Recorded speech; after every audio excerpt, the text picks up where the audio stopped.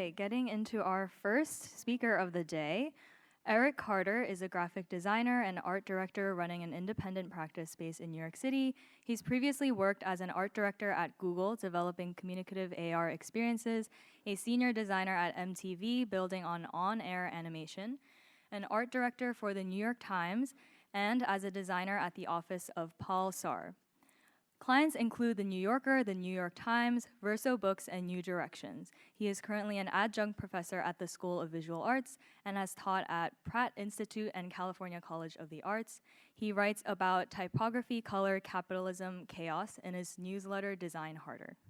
And we will now welcome Erik.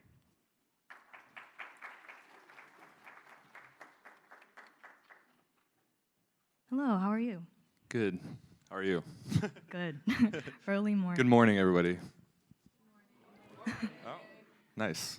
Call and response. I mean, I guess I did introduce you, but maybe we could start with a bit more about how you would describe yourself and the work you do, and maybe something you're working on now. Yeah, I mean, that bio, which I wrote, is like very like my resume. But yeah, I guess I primarily work as an illustrator, I would say. I do illustrations for the New York Times, the New Yorker, but I also design a lot of book covers. I do music stuff, merch. I've designed emoji. That's the thing I've made that's probably on your phones. I worked on the seal emoji and the melting face emoji with Jennifer Daniel and Neil Cohn. Yeah, for the shout out to the fans of the melting face emoji. Yeah, people design emojis, not Apple. A lot of people think that. And yeah, I guess I'm making a video game. That's a thing that I'm working on right now, but that's just for fun. But yeah, that's me. That's really cool. I mean, just from like visiting your site, I think anyone could tell that you work in a lot of different mediums. Very curious, like how your process is for that. Is it different for different mediums? Is the thought process the same? Yeah, it's definitely different for different mediums. The way I like to work is I'm very much a generalist. Like I like being good at lots of things and not great at one thing. I just think that's because that is kind of how I learn and what my interests are. Like I feel like it's very commendable if you're like, for example, like an illustrator or an artist with one style that you kind of hone over a lifetime. But for me, I really like to learn new things and try out new stuff. Like all those like jobs I've had, I kind of took, partially for money, but also to like learn and try out new things. So yeah, I kind of use my professional and personal practice to sort of stay in art school my whole life. Like I like learning and trying new things, and often failing. But yeah, I think it's good to try out new stuff, at least for me. Yeah, that's a great way to think about it. Like every new position or job or setting is kind of like you're continuing some schooling of sorts. Any like common ground you found in like all these different kinds of experiences? Like job experiences or? Just all the different creative work that you've tried. Yeah, I mean, I think the common ground is what I was talking about before, which is the want to try and do new stuff. Like I'm constantly like learning new programs. Like I do a lot of 3D work, and I've pretty much like self-taught in 3D and talking about like Cinema 4D or Blender or something like that. But as soon as I like get good at it, I sort of get bored and sort of move on. Also, if it like it becomes really trendy, I'm just like I don't want to. I try not to do trendy stuff. I know that's a very malleable, hard thing to even track, but yeah, I try to do the work that makes me happy, that makes me feel good about, and trying to sort of surprise myself is kind of always the goal. That's actually a great segue into the next question, which is, of course, this like personal artistic expression and like designing things that you enjoy is sort of like what we love about design. So I'm curious, when you work on projects for clients, how do you balance that and then the visual communication or an actual task that you have to complete? Do you feel like they compete, or do they work together and kind of help you find new surprising solutions? Yeah, I mean, I think it's really important to try and figure out the balance.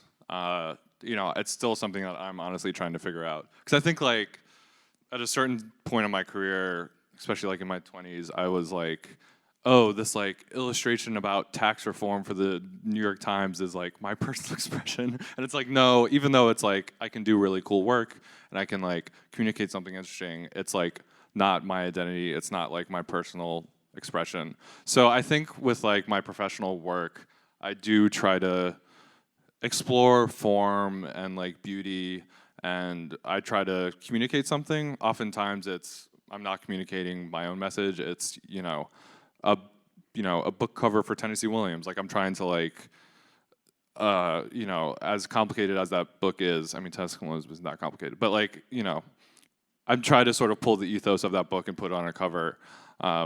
And yeah, I think it's been really healthy for me to sort of maintain some distance from like the commercial work, and then like I do personal work, like I do the writing and I do like video game stuff, like, and that I can like get more emotionally involved in, because the client work like illustrations are like really stressful. They're like the deadlines are like insane, and you get treated really poorly oftentimes. I mean, I love doing it, but like graphic design.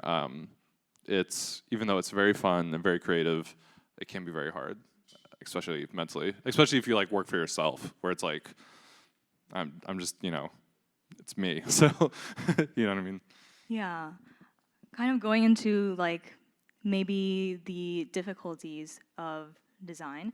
I know that a lot of your work sort of surrounds cultural commentary, whether it be like work for news that might be like a political article, or artwork, or even emojis. Like everything is very relevant to now, I would say.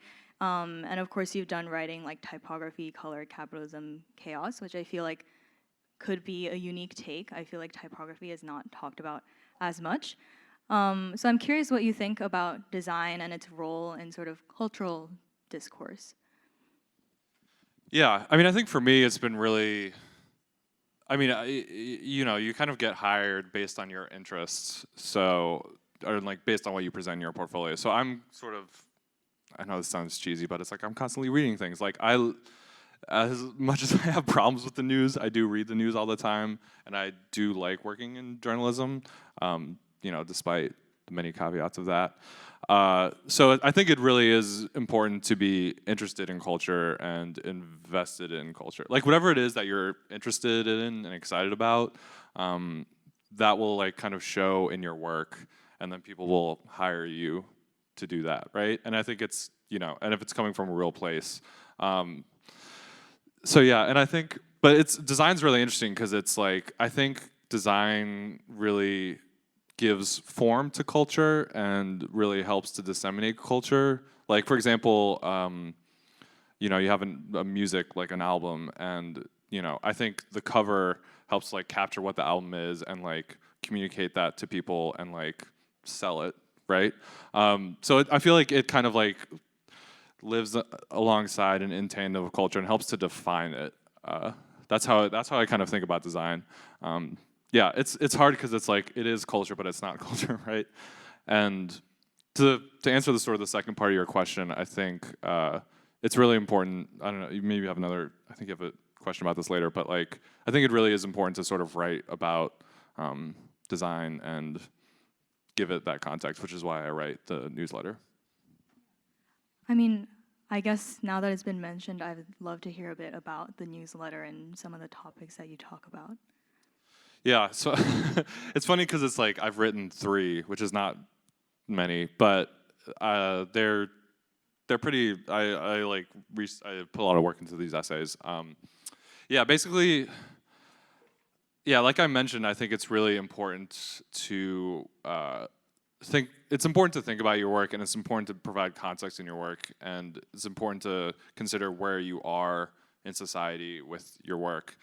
So yeah, the newsletter is kind of my way of doing that. I think there's like a lot of really good like writing about certain fields of design. Like I think architecture has probably the best essay writing culture around it. But I feel like graphic design, there isn't that much writing about, fonts or whatever. So yeah, so it's partially that, and partially a lot of what I write about is like my feelings about graphic design and some of the less good things I've seen around it, and sort of, trying to sort of shift people's perspectives on it. Like I wrote about Adobe, I wrote about NFTs, I wrote about AI. The next one I'm doing is about branding. So it's like, some of them are like more like contemporary, like hot buttony topics, and some are like more like longer term, like what is the logo actually doing? Like, is it making something expensive where it's not supposed to be expensive, or like, is it, why is everybody mad at the "We Love New York" logo? Like, there's certain things pop up in graphic design every now and then. I think it's good to sort of talk about.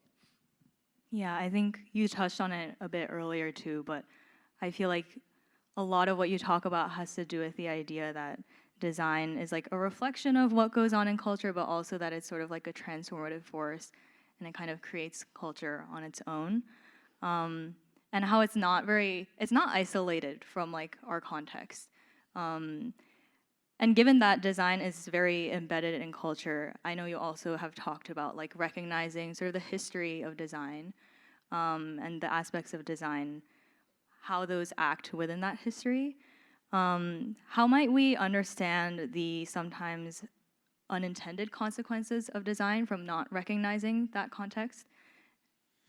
Yeah, I mean, design history is really interesting. Like when I was in school, we studied this book called Meg's History of Graphic Design. I don't know if people know this, but like, it's extremely Western focused. Like, it's extremely like about like Swiss typography and like the sort of very white male history of graphic design, which, I mean, I like all that stuff, but I think, there's like, other countries got like one chapter or less.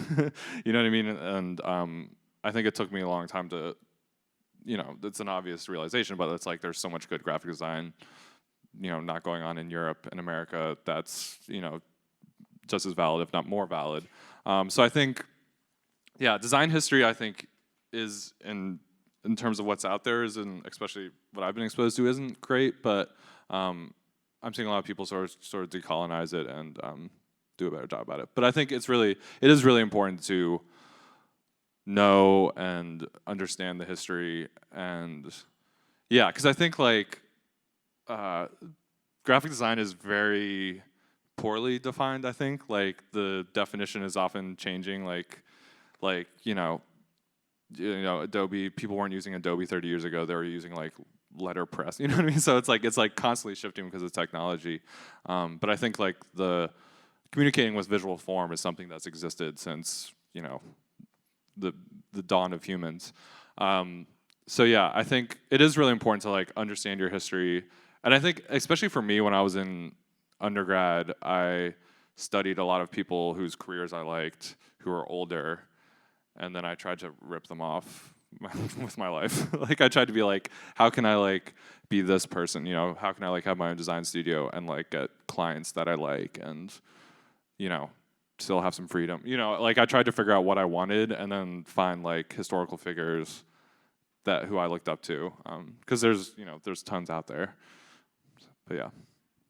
Yeah, something I'm a bit curious about, when you talked about how design itself, graphic design, the definition of it, and like the way it's done has changed a lot.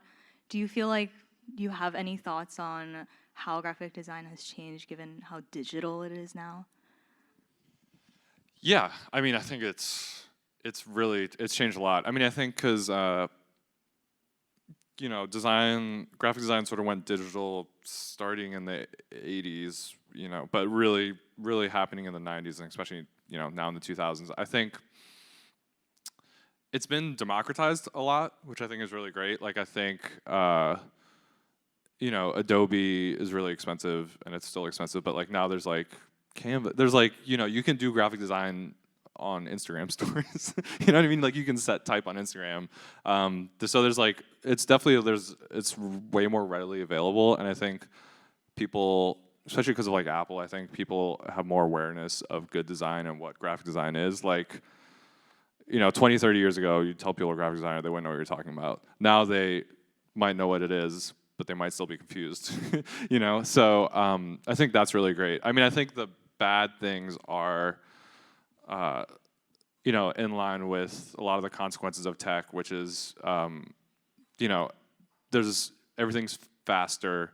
Like you have to make, I do things like same day, oftentimes like illustrations for the New York Times in the same day. And, it's faster and cheaper, but that doesn't always mean better, So there's, I think, good and bad with the digital age of design. Yeah, there were some comments yesterday too from panelists about sort of the flatness that happens when design is like solely concentrated on digital platforms. Yeah, like I feel like when I was in school, I was able to kind of see trends happen. Like I was able to see what, and now it's like somebody does something cool on Instagram and then everybody does it within the same week. And then it's kind of like the trend's already over. Like it's kind of great. Like it's kind of crazy to see. So yeah, there's definitely like this flattening. And I think kind of to go back to your history question is like, I'm always telling my students to like, because I see so many students who they're like really good formally, but they're just kind of ripping stuff off that they see on Instagram or whatever. They're like, saw someone do a cool font, and then they're doing it, and they're not like, they don't know who drew that font, or like, not that you need to know these things, but I think it'll help and inform and enrich your design and not just like chasing a sort of trend. Yeah, drawing from that, how would we kind of be better at that? Like what would you consider, this is a hard question to answer, but what would you consider good design so far? Yeah, I mean, I think that's a really complicated question. I think good design really matters. What really matters is the context. Like, if I think it's like if you see a good book cover, it's good because it's a good book cover for that book. That to me is good design, right? Like if it's good for the thing, if it's like, represents the thing accurately and captures its essence or whatever, like that to me is good design. Where it's like objectively good design, everything, it's like I have preference on certain forms, and it's like there's certain like typography rules I see, there's certain things where I'm like, oh, I like that, that's good design. I think when I see good design, it's usually something that surprises me or shocks me or makes me feel something. I'm definitely more of a content designer than a systems designer. Because you're like talking about UX. Like UX is a system design, right? Like I think, good design for like a voting ballot, like I would do a bad job at that because like I'm not good at like figuring out the workflow of like and where people can fill out the bubbles. But like if someone does a really good job on a voting ballot, it's going to look really boring to me. But more votes will be cast for the right person, right? And that I think is good design. But then it's like I'll see like an album cover where like it's a font I've never seen before and it's like formally crazy. Like that's also good design to me. So yeah. That makes sense. Out of your own works then, is there one that is your favorite where you feel like this is like a very good design I'm proud of? Yeah, I think for me, I think the work, because I think it took me a while to be like, oh, all this work I'm making that I think is cool, that like I'll post on Instagram and get like some fire emoji comments or something. Like that's like that like rush goes away really quickly, and it definitely feels kind of you feel kind of empty afterwards, honestly. So I think like I've done a lot of stuff that's like cool, but I think the work to me that feels more fulfilling is it's like the emoji, for example, like the emojis where. I drew like the original version of the emoji, but then like all these companies drew a different version of it, and then people use it in all these different ways. And it's like seeing that out in the world as like a tool has been really exciting. And then I think teaching and the writing, those are really rewarding because you get, and the emoji stuff is you get like these positive feedback loops. Like people will write me long emails, or like, students will like be like, I got into whatever. Like those are like really nice, rewarding feedback where I feel something more than it's like I'll do a cool book cover and I'll feel proud about myself, and hopefully I feel proud of myself. Sometimes I'm like, this is bad, and then, you know, I'll get like compliments or whatever, and it's like, that feels great. I'll see you in a bookstore. I'll be like, cool. But like that goes away really quickly, I think. But yeah, so I think the sort of stuff that where I feel like people kind of have a deeper connection with it and they respond to it makes me feel better. But yeah. And that probably goes into sort of teaching and like being connected to your students, I would assume.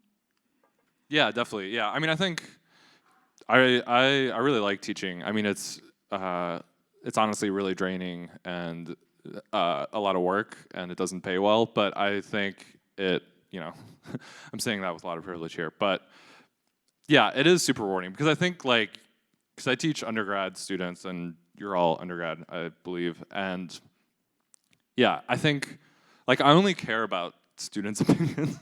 Like I only care about people's opinions who are like when I was your age, I like really wanted approval from like people I looked up to, right? I wanted like design legends, or I don't know. I mean I quickly realized that was extremely shallow. So like, yeah, like I've like some of the stuff I've written has like ended up in like school curriculums and like shit like that, and like that's really cool to me. So like, yeah, I think, and what's great about teaching is that you can like affect people on like a very personal level, and kind of because you know you all have more brain neurons than I do, you know, and you're all like still very like open to lots of different things, and you know you can, you know, go one path or the other. So I think I really love teaching because you can like, yeah, it keeps me excited because like I get burnt out constantly. I'll have days where I'm like, graphic design is the stupidest thing I've ever seen. Like, why did I base my whole identity around this? Like, and that never goes away. So like, but then you see you know, you do something like this, and you see a bunch of like, you see 100 students who are like, got up on a Sunday at 9 a.m. to see a design conference. Like, like you're like, oh, cool. Like people care. I don't know. So yeah, it keeps it, and I learn from them because they're cooler than me. So I'm like, oh, that's a cool font, you know. Definitely makes sense. I think burnout is probably a very common experience. It takes a lot of like creative energy to continue outputting. I want to talk a bit about your career. I know I mentioned it a bit in your introduction, but how is your experience transitioning from a very corporate design work to independent? I want to know like what motivated that. Did you even anticipate it? Like, did you intend to go through that? Yeah, I think because my first, I did like a ton of internships, but my first job was for this guy Paul Sahre, who is like a really good graphic designer. Because like when I was your age, like I knew I wanted to do graphic design, but like I was like, I don't want to end up at a ad agency or something else. Like I know I don't, like there was things I didn't want, but like he was kind of my mentor, and like I didn't know you could do illustrations for the New York Times as a job, or you know, like so he was kind of my mentor, and kind of like I still like, you know, a lot of my life is like intentionally or unintentionally like similar to his, and then yeah, so it's like it was just me and him in his studio, and then I was at the New York Times for like a week, and then I was like ended up at MTV.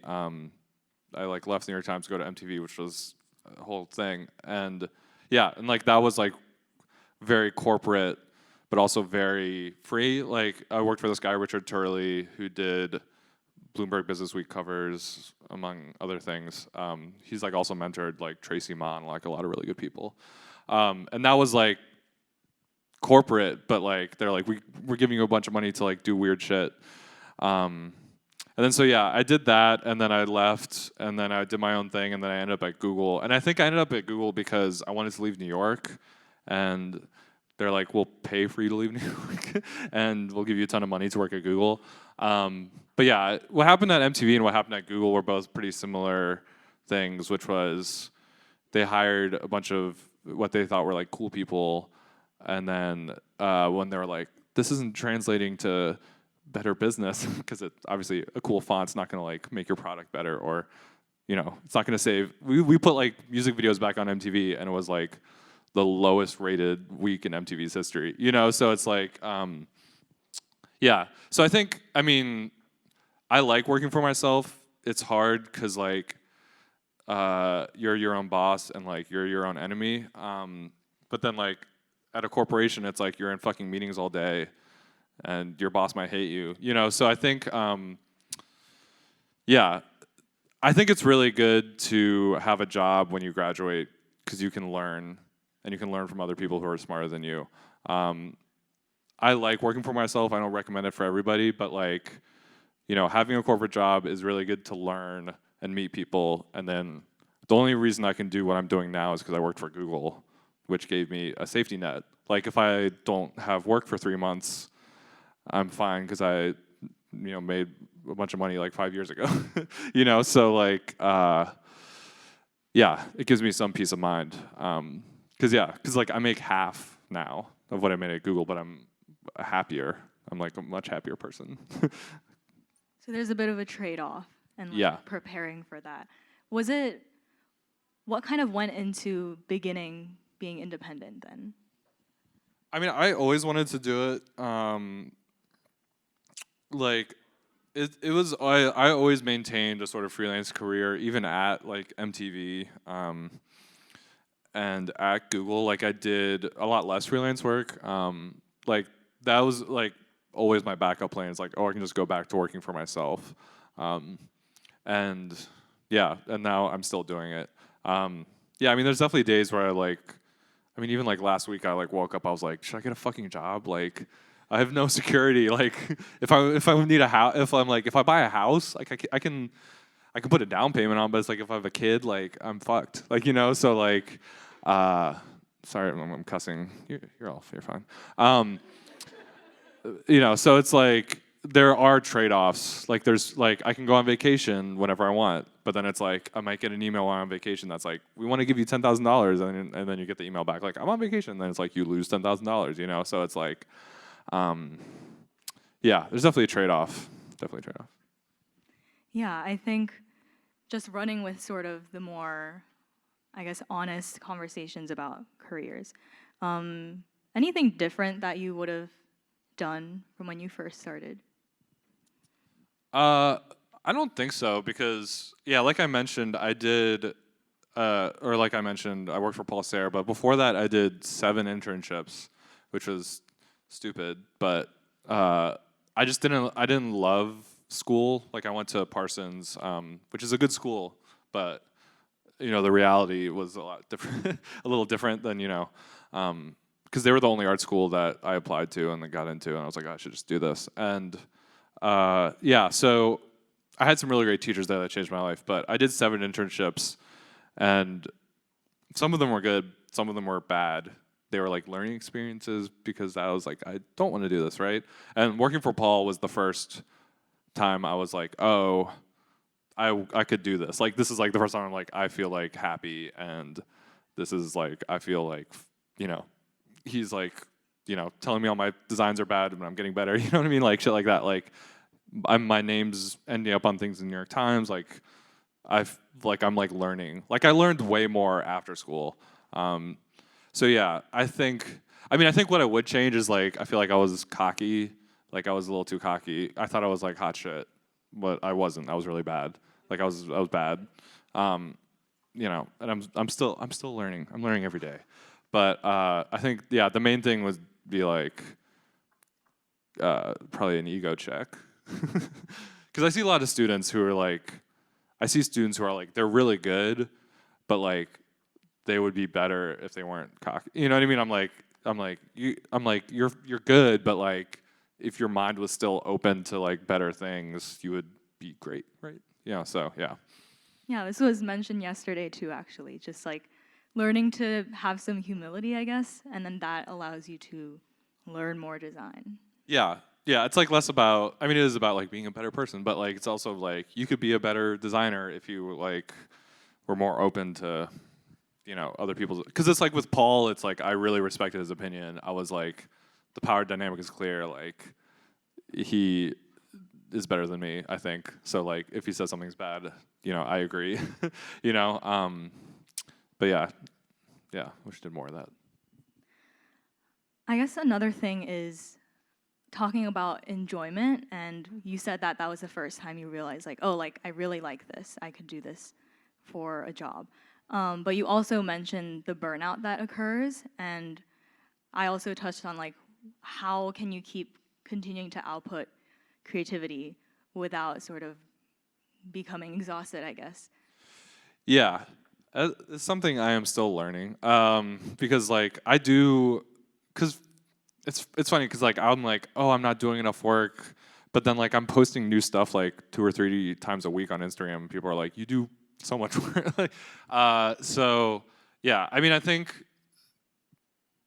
part of the answer is like in terms of like design terms, which is what I was talking about in terms of learning new things, trying out new things.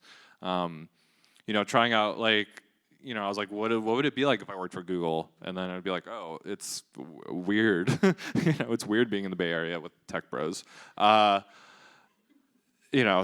it is about trying new things, but then I think the big thing is much more like life things, which is like taking care of yourself.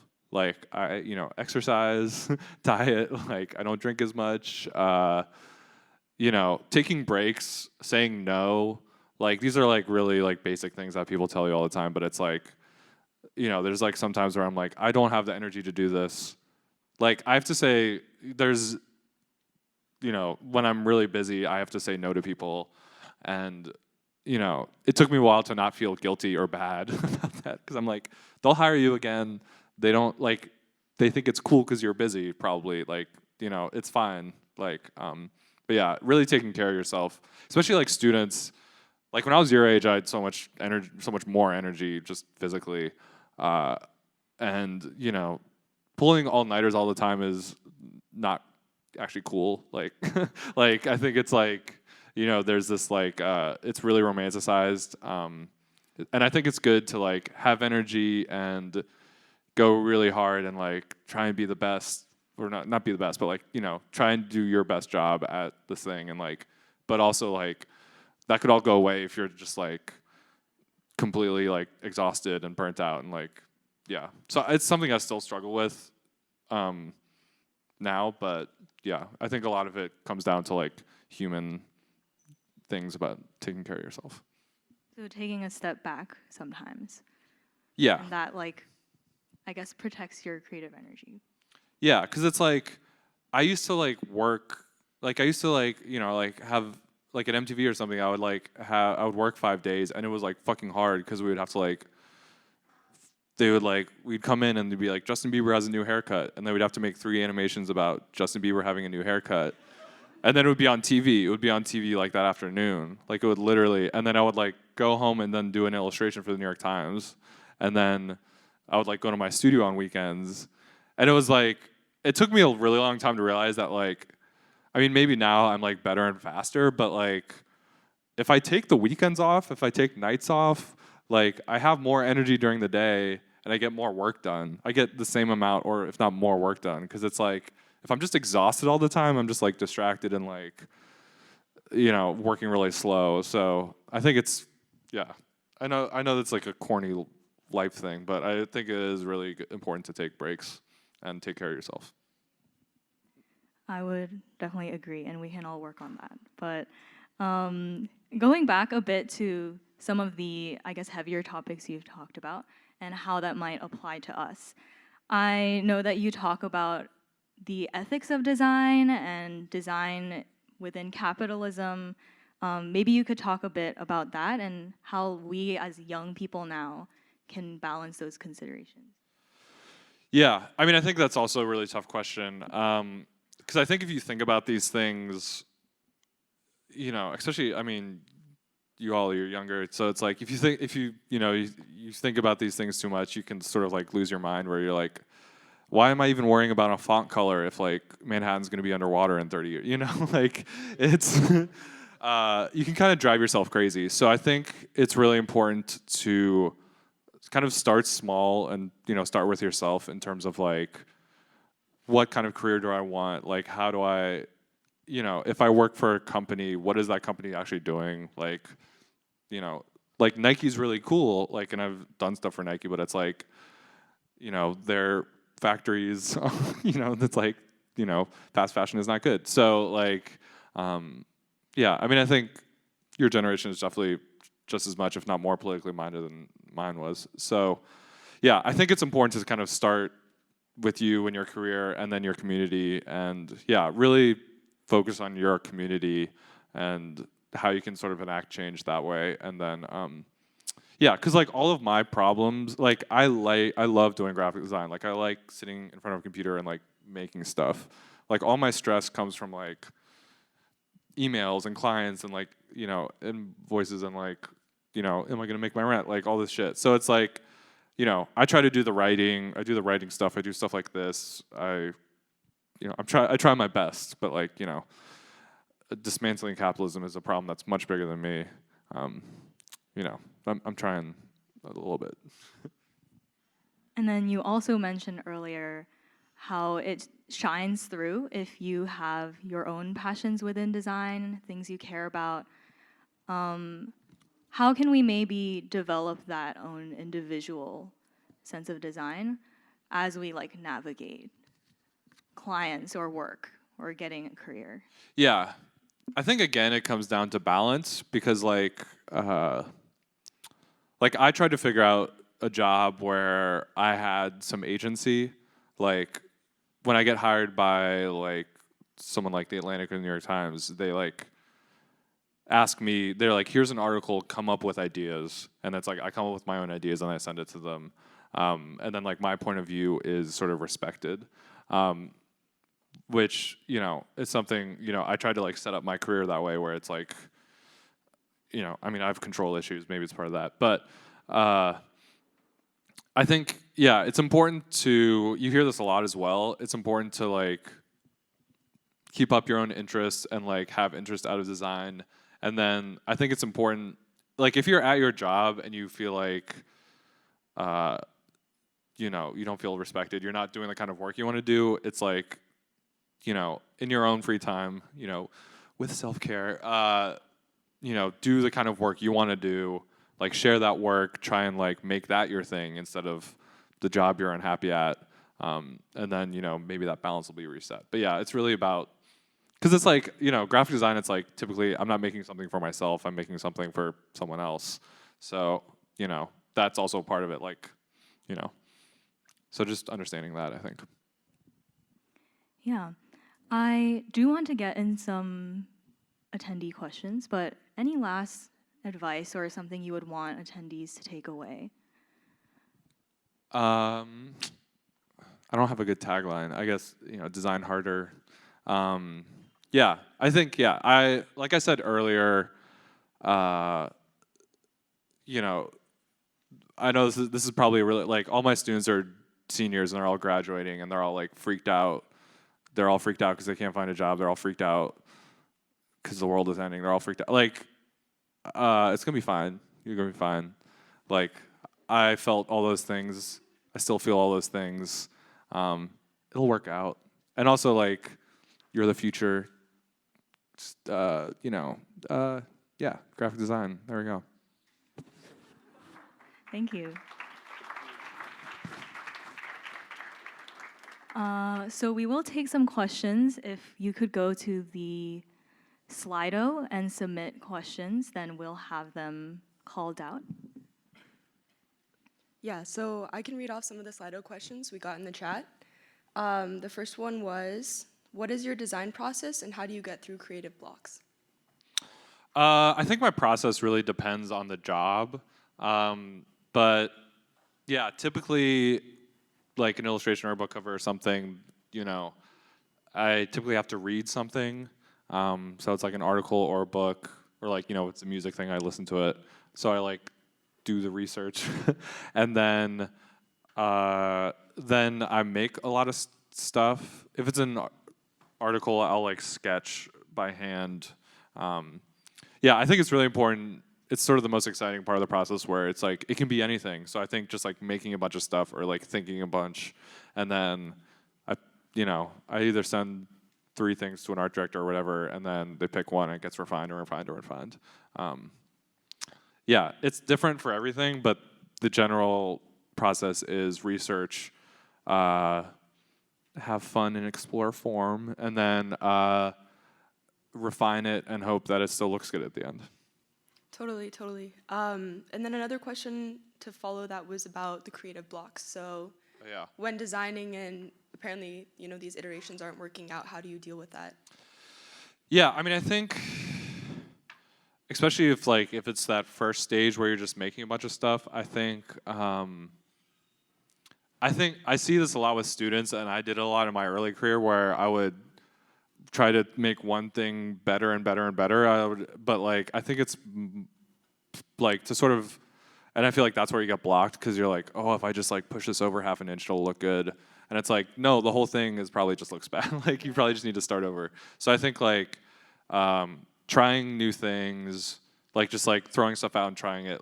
Even if it's last minute, a lot of the times the book covers I do the night before are the ones that are the best ones, just because I've been iterating so much. And I think the other thing is looking at books, not on the internet. I have a small library, tiny design library, and yeah, where it's just looking at stuff that will surprise you and break you out of whatever spiral you're in. Absolutely. Another question is about social media. You mentioned a lot of designers pulling from Instagram or likewise sites. And the question is, a lot of people cite social media as an essential way for illustrators to get known for their work. How do you suggest doing so?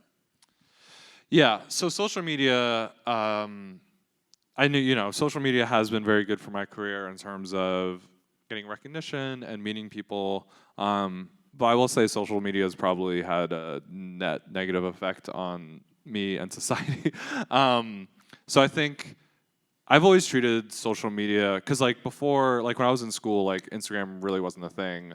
It was design blogs, and now there's only one design blog left. It's nice that, and before that it was design book competitions which you had to pay for, which was also a bad thing.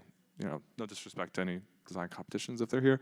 But yeah, I think I try to treat social media as a game, and I try to Instagram is owned by Meta, which is the whole point of Instagram is to get advertising dollars, to make Meta rich. That's the whole point. There's this pretense of community and things like that, but that's really the point of that. So I think maintaining a healthy distance, everything I post is I have a formula for my captions. I do it and then I'm done, and I move on with the rest of my day. I try to do the least amount of time, but still put my work out there, because I think it's really good to put your work out there. And I think the feedback, I think the comments are really important. Number of likes is so predicated on things that are outside of you, the time of day you post. Does the work fit well on Instagram's algorithm? Comics do really well. Things with words do really well, but abstract artistic things might flop, but it doesn't mean they're not valid. So I think it's just maintaining a healthy distance and using it to benefit yourself, but not getting upset if something gets 0 likes. I think that's how you gotta do it. Yeah, makes complete sense. Sort of similar to breaking into, industries or other arenas and getting recognition. Do you have any advice on people that want to work in the music industry and provide designs for their favorite artists or bands? Yeah, I mean, I think the music industry is really hard to work in because there's not much money, and musicians are really hard to work with typically, because they are extremely creative people and they have their own creative vision. Which when it's collaborative, it's really good, but I think sometimes it can get really crazy. And I did the "Call Me Maybe" lyric video, and I got fired by Carly Rae Jepsen's managers, and then I was just I got fired by Carly Rae Jepsen. What is this? You know what I mean? And I'm just but why did I even do the "Call Me Maybe" lyric? That's a good song, but it's also bad. I don't know. So it's just, I think if you want to break into it, the most important thing is, 1, be interested in music, and and then 2, do stuff for your friends who are young musicians. If you know any young musicians, make stuff for them. Hopefully they blow up, but if they don't, you get to do something weird and cool, because they probably don't have any money, and you can just be I'm gonna do something cool for you. Let me just do it for free. So do stuff for your friends, and if you don't have any friends who do music stuff, just like post fake album covers. Like post album covers for like musicians you like, and then somebody will see that and be like, oh, they can do this, even if it's fake. Then they'll hire you to do it for real on some level. Would you recommend just posting those sort of mocks, or also like cold emailing people, reaching out?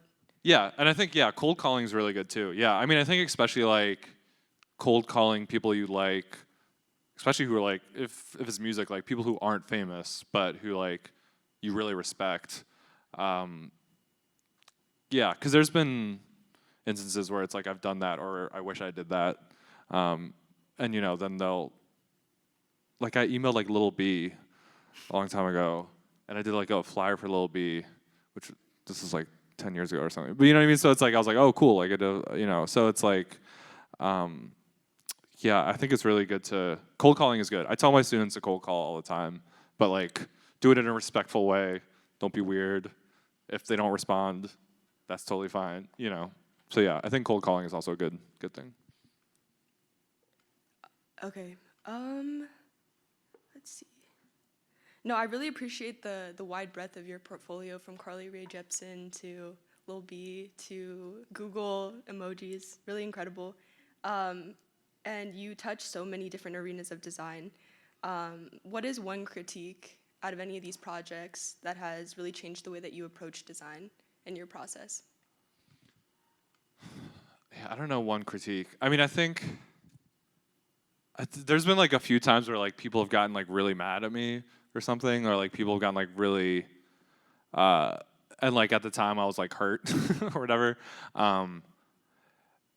Yeah, I mean, like I did a whole lecture on that Carly Rae Jepsen thing once to like all sorts of students because I can't really do it publicly, I guess. And it was just like, I think what I realized from that project was their idea of good design was very different, because they eventually hired someone else, and it was fine. It was like it goes back to that definition of good design. It was like good design for the Carly Rae Jepsen "Call Me Maybe" lyric video. Did I think it was good design? I don't know. So like their definition of, I think it's really important to like work with people who you feel like are on the same page.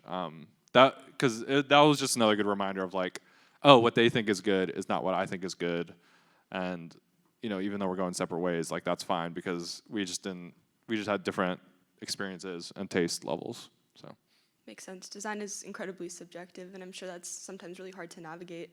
Do you have any tips for maintaining your own personal design, your expression and marketability to clients? How do you preserve your own style? Yeah, I mean, I think it definitely goes back to putting yourself in the work if you want to, right? Like putting your own interest in the work, right? If you have music, if you like music stuff, it's like have like music references, or like do album covers. Yeah, and I think that's part of it, but I think also communicating with clients, because like I mean sometimes you make something, right? If it's like a voting ballot, like I don't want to do it. I shouldn't be doing an expressive font that's like referencing an obscure album cover on like a voting ballot. Like that's like you got to take it from job to job. So I think it's just, I know this is generic, but I think it really comes down to communication, and it really comes down to having the clients respect you, and then you also respecting the client, and being able to talk about something. Because it's like, the client may like hate the color purple because their daughter hates the color purple, but like, and they might communicate that to you, or they might not, and you might just be like upset because they're like, I hate purple, change it.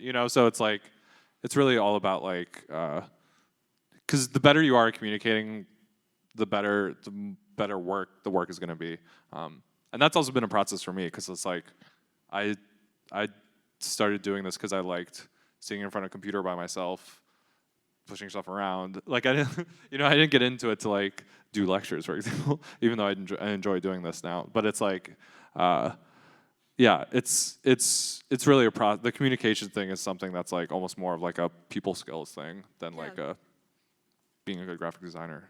It sounds like you came in for the visual aspect and the creative energy, and then kind of left with more business skills and soft skills that you wouldn't have maybe, checked into before. Yeah, I mean, I think like teaching has really helped because I think it's like what I always tell my students is that like the better you are at the business stuff, the better, the more time and focus you can have on the design stuff, right? Like if you're good at writing emails and sending invoices on time, like I used to like have so much anxiety about like invoices and like sending them and then like following up because it's like I don't know, like this happened like last week I sent out 3 invoices for the same amount 2 months ago and I only got paid for one of them. So like last week I had to figure out which one person paid me. You know what I mean? So it's like stuff like that's like always happening, and the less stress you have about that, like the better you are at handling all that stuff. The more time you can kind of focus on design and like being good at that, or like delegating, like having other people do business stuff for you, or like, yeah, the more you understand and know the business side and communication stuff, the less stress you'll have in terms of like doing the other work that you like maybe care about more. Like I don't care about invoices. I don't care about emails. Like I don't have a passion for writing emails. Like it's not, It's just the work that has to get done. Yeah, it's just shit that has to get done. And the more I can like handle that easily, then it's like, yeah, the less stress I have in my life. Great. We got a few questions about AI, which I think is a hot topic in the design world as of now. And we were wondering if you think that it would be a hindrance to artists or a tool. How are you going about incorporating it into your freelance career? Just general thoughts on AI. Yeah, I did a talk about this that's on the internet that you can look up if you want to know more. It's for Triple Canopy. Yeah, I think it's an extremely hot topic issue. I use it a lot, just mostly for fun, because I think there's a lot of like ethical questions around it. Typically, mostly because like the algorithms aren't known, and the images that specific to AI image making, like they're training images on like copywritten imagery that's like often stolen from artists. So yeah, I think the people like pushing for AI are typically like have a hand in it, and they're like, it's gonna replace blah blah blah. It's like I wouldn't worry so much about it because I think it's worse than people think it is. Like AI art it's really hard for AI art to look good, mostly because it's like trained on like stock photos and like DeviantArt. No disrespect to DeviantArt. I got my start in DeviantArt. That's a certain aesthetic, but it's like, yeah, I think it's like really good for jokes and like memes. It's moving really fast. It's getting better like really fucking rapidly. Yeah, I'm more concerned about like people thinking they can automate. Like art should not be automated. That's like not a thing that like it's like the stupidest thing to automate. Like I think you can use AI to make really interesting art. I just think it's like the New York Times, if they like automated all their illustrations, it would like look horrible. Like it would look like garbage, So also it's always like trained on old stuff. Like I could go on about this stuff, but like I think you can use it as a tool to make interesting things with the ethical caveats, and I think it's good to interface with it because I think a lot of illustrators and stuff are just like fuck AI, like it's evil, and a lot of it is really evil. But like, I think I would like at least ask people to at least understand it and interface with it, and then form an opinion. And if that opinion's like it's bad, then like that's good. But yeah. Definitely. I didn't know about the copywritten issues as well, so that's really interesting. Okay, I guess maybe to wrap it up, we have some big questions about the emojis. The people want to know how much you were paid for one emoji design. You do not get paid to make emojis. Jennifer Daniel, I worked with Jennifer Daniel at Google. I knew them before, but they actually run the Unicode consortium. So basically, anyone can come up with an emoji. You just have to write a paper basically that says this emoji should exist, and then you like draw a doodle, and then you like screenshot some search engine things, and then you submit it to the Unicode consortium, and then they approve it, or they send you like a email saying they didn't approve it. I've had many emojis be rejected, but yeah, you do not get paid. I've not profited off of the emoji, which is fine by me. That's not the point. Yeah, so yeah, I mean, like Jennifer, they run emojis at Google and Android, so it's like, I would say there's maybe like 10 to 20 people, it's probably maybe more like 20 or 30 people worldwide who like, their job is emoji, but it's like typically drawing stuff for, because it's like, an emoji on an Android looks different than an emoji on an iPhone, and you know, there's people's jobs to draw emojis, and like, you know, develop policies around it, but like the actual Unicode consortium doesn't get paid. It's like a volunteer nonprofit, and I didn't get paid. Yeah. That's really unfortunate. That's fine. I did do it for my, like, yeah, $10,000 for an, I don't know. Right. Yeah, it's fine by me. Okay, and I guess last question would be, when exploring new mediums, what's your best method for it? Do you use YouTube or other resources? Yeah, I think for me, it's like, I see something and I'm like, oh, I want to learn how to do that, and then I kind of try it out. Yeah, like YouTube is really like, because like, for example, I taught myself 3D, and I used, like, once a week, I'll like go on YouTube and have like a 14-year-old be like, teach me how to like, you know, 3D render a teacup or something. Like, it's always like a teenager who's like, you know, it's a really awesome resource. Yeah, and I think it's like, it's taken me a while where it's like, oh, just make, like, a lot of my like interests are like what I liked as a kid, like video games from the 90s, like N64 games, like stuff like that. So it's like, I'm learning more now that it's like, I'm really just kind of trying to make stuff that like I'm interested in and I love. You know, because I'm doing a lot of like pixel art right now, and like people think pixel art is retro. Some people like think pixel art is like an NFT thing. Like some people, and I'm like, I'm just doing this because it's like I used to play Game Boy all the time and I like it, and I'm not trying to be retro. You know, I'm not trying to be nostalgic. I'm just doing it because I like it. Awesome. I think that's all the questions we have. Thank you so much, Erik. Yeah, thank you.